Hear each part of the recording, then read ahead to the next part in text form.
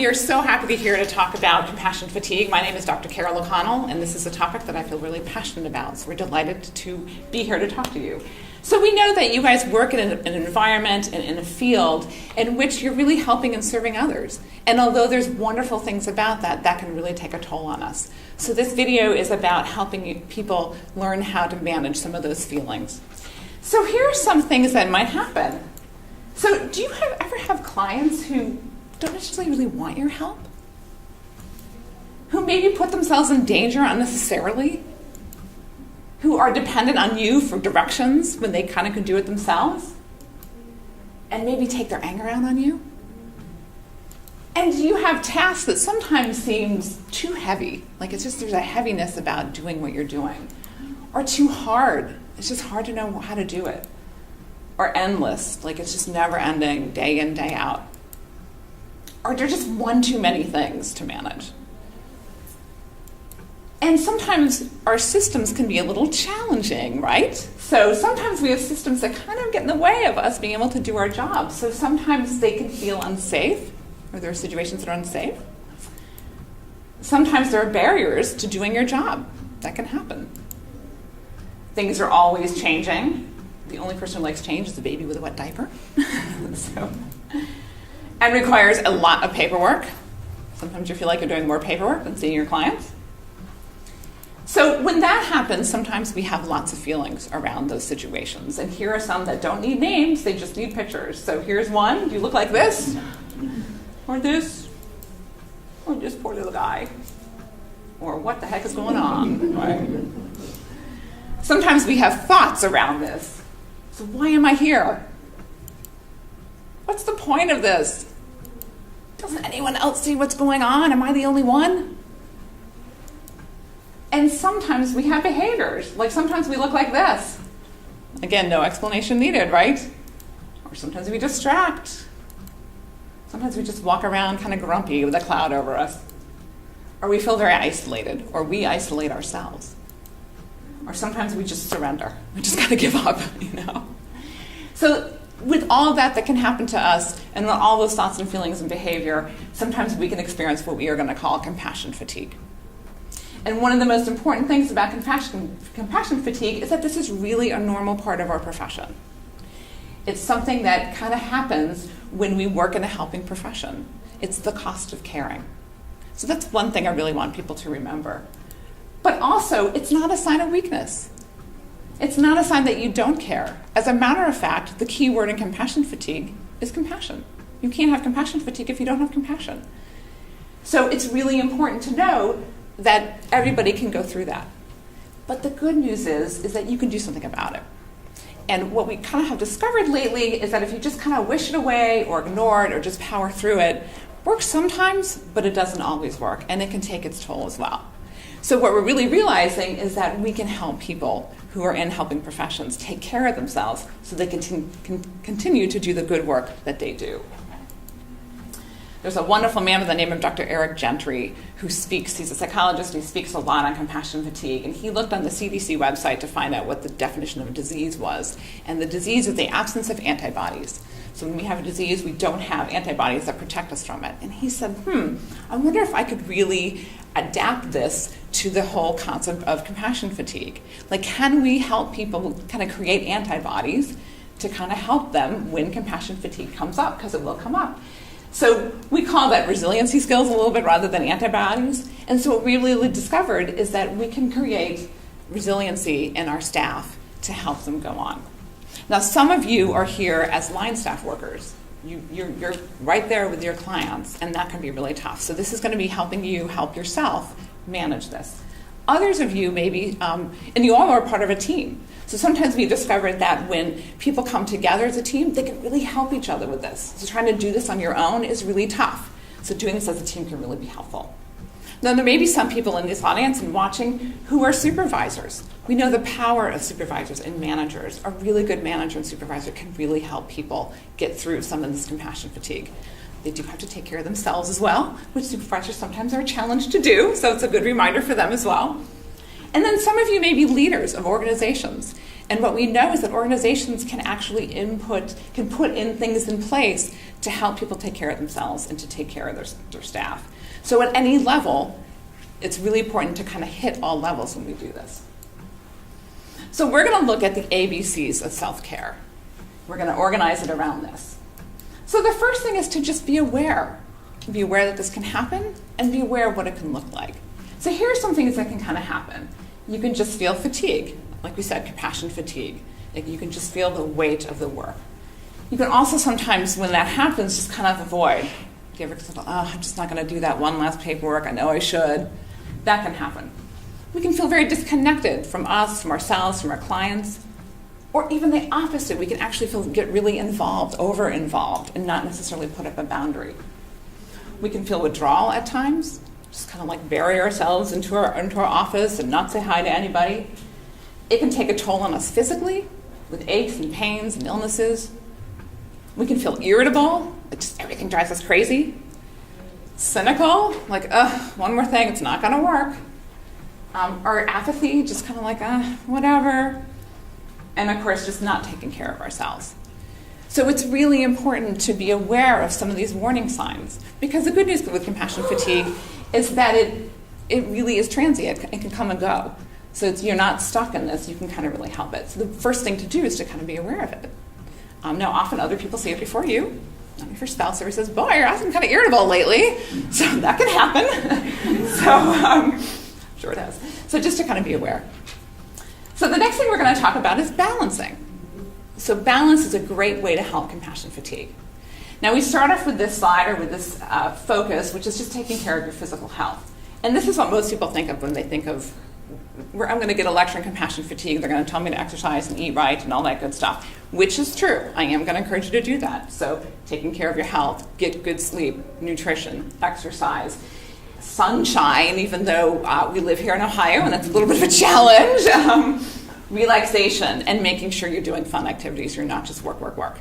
So this is really important, and I see this as sort of the engine that's going to also help other resiliency things that we're going to teach you to do. So if you don't sort of take care of this, it's hard to kind of have the engine going. But that's not all we can do, and you don't have to do them all at once. So we're going to talk about balancing our emotional health. And we're going to remind us about our great response that we have called the stress response. So we have this wonderful response in our body that helps us when we perceive danger. So if we think something is going to hurt us, we have this response called stress response. So let's say there's a saber-tooth tiger in here. Our response would look like this.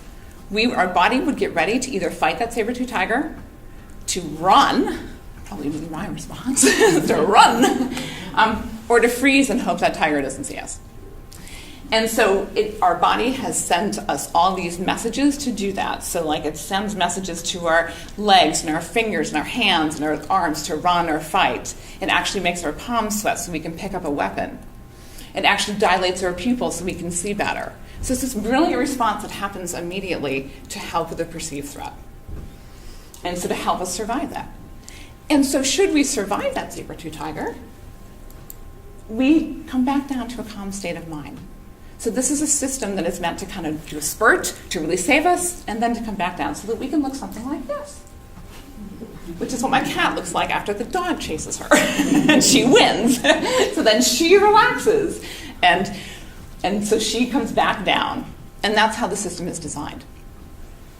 Us humans, we're a little more complicated than my kitty, to be honest with you. So we don't always come back down. So what happens? Well, we sometimes have a hard time letting go. So we have this, quote, threat that comes in. And then, someone has maybe said a rude comment to you, or has ignored you, or cut you off as you're driving, and we just stew on it. It could have happened 4 hours ago, and we're still like, Argh. So we're still at that heightened sense of stress response. We also are preparing for the next bad event. Again, not a bad survival mechanism. We want to see things. We want to make sure we catch that for survival. But the problem is that we oversee bad events. So we think there are saber-tooth tigers around all over the place when it's just someone's rude comment to us that we're not going to die from, or someone, again, cutting us off into traffic. We're really not going to die from that. But our body reacts as if we are. So it's hard to really go back down to that homeostasis, that calm state. So we're kind of up all the time, and that can create some real stress. So, and we can look like this. So what can we do? Well, the good news is there is a skill that you already know about that doesn't cost any money. It doesn't have any equipment. You can do it whenever you want, and no one knows you're doing it. And that skill is breathing. However, so the other thing that can go wrong if we stay stressed is that we lose our ability to connect with our frontal cortex. So this is our front part of our brain. We're back here in stress land. And so the front part of our brain helps us make decisions, and it helps us plan, and it helps us do reasoning, and it's also where our values and our moral code lies. So that when we're in that stress response, we respond from back here, and we ignore all this up here. So I don't know if that's ever happened to you when someone really made you angry, and then you said something, and later on you were like, oh, I can't believe I said that. I feel bad about that. I normally don't say things like that. Well, that's because you're kind of not connected here. So the best way to get connected back down into your frontal cortex, to connect everything together, is to do an activity in which we all know how to do, and that is simply breathing. So breathing, even though it's sort of simple and it just seems like, oh, she's telling me it's breathing, is a brilliant way that our body does to sort of connect us back down, to get us out of that stress response and connect us into it. So we're going to do a really quick breathing exercise. This is my favorite exercise. So what we're going to do is everybody going to put their hands, their fists out in front. In your left hand, you're going to have a beautiful fragrant flower. In your right hand, you're going to have a lit candle. And so we're going to breathe in with that flower, and we're going to blow out that candle gently. And we're going to do this one more time, and this time when you breathe out, I really want you to inflate your belly. Make it like a balloon. I don't know if no one wants to do that, but do it anyways because it's really going to help. So breathe in and inflate the belly, and then breathe out. So your breath, you always have access to your breath. So even though that's simple and easy, it actually is very helpful. So one of the things that we encourage people to do is to do this throughout the day. So definitely do it when you're stressed, but since we're all in kind of heightened stress, to do it kind of frequently. And maybe even anchor it to a behavior. So maybe you pull up in your car, you're about to go see a client, maybe that's when you take a few deep breaths. Maybe you're sitting there, you're about to do your documentation, which you also love to do. Maybe you take a few deep breaths. Or maybe every time your phone rings or pager goes off or whatever, you take a few deep breaths. So start anchoring that to remind you to keep doing this, because it really is one of the most powerful exercises that you can do.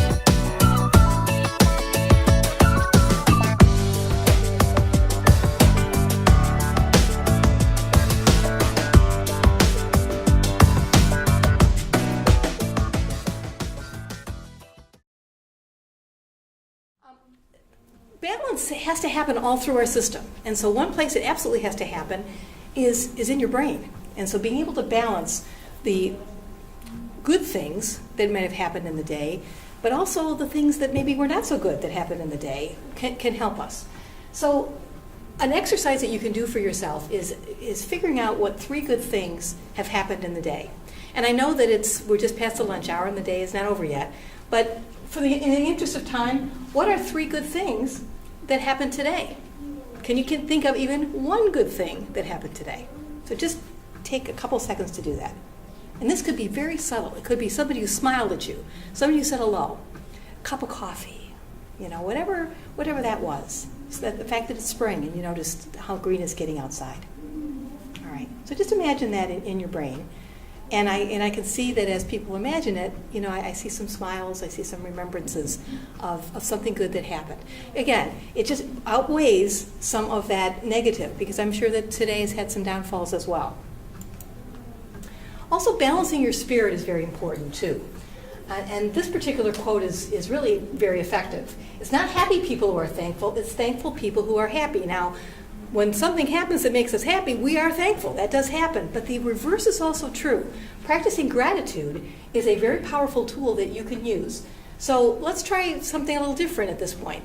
If you can think of 1 thing in your life that you're grateful for, do that right now. Something that you're grateful for.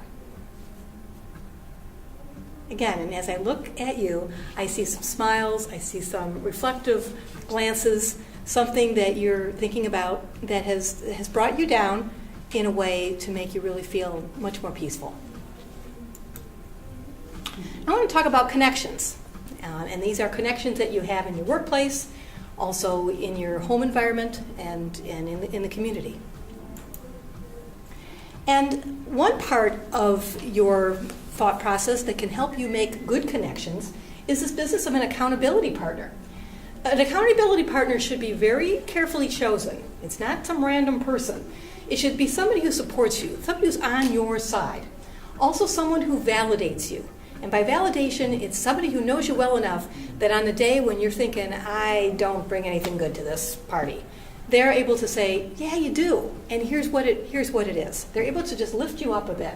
But also, they know you well enough, and you know them well enough, they can call you on your stuff. If you're being overly negative, if you're not being a problem solver, if you're just going on and things are bigger than it should be, this is somebody who can kind of go, wait a second.